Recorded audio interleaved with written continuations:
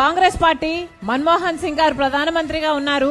ఆ రోజుల్లో మొదలుపెట్టిన పథకం ఇదే రాయలసీమలో బండ్లపల్లిలో మొదలైన పథకము మహాత్మా గాంధీ జాతీయ గ్రామీణ ఉపాధి హామీ పథకం. అంటే కరువు పని అంటాం మనం, ఉపాధి పని కరువు పని అంటాం మనం. ఈ పథకము ఆ రోజుల్లో ఎంత బ్రహ్మాండంగా నడిపారు అంటే, మాకు డైరెక్ట్ గా పేమెంట్ ఇప్పించండి, మధ్యలో కమిషన్లొద్దు, కమిషన్లు కట్టింగ్లు అవుతున్నాయి అంటే ఒకేసారి రాజశేఖర రెడ్డి గారు 60 లక్షల అకౌంట్లు ఓపెన్ చేపించాడు. రాజశేఖర రెడ్డి గారు 60 లక్షల మందికి ఒకటేసారి అకౌంట్లు ఓపెన్ చేయించారు. అదే విధిగా ఎంతో మంది మహిళలు వచ్చి మాకు కూడా మగవారితో సమానంగా వేతనాలు కావాలి, కుటుంబ భారం మా మీద కూడా ఉంది, బిడ్డల భారం మా మీద కూడా ఉంది అంటే రాజశేఖర రెడ్డి గారు ఆడవారంత కష్టం చేయలేకపోయినా కూడా సమానంగా వేతనాలు ఇవ్వాలి అని ఒక చట్టం తీసుకొచ్చారు. ఆ తర్వాత ఫేజ్ 2 లో ఇదే ఉపాధి హామీ దేశమంతా అమలవుతుంటే ఇక్కడ రాజశేఖర రెడ్డి గారి ప్రభుత్వంలో రూపొందించిన విధి విధానాలే మళ్ళా దేశమంతా కూడా అమలు చేయడం జరిగింది. అలా కాంగ్రెస్ పార్టీ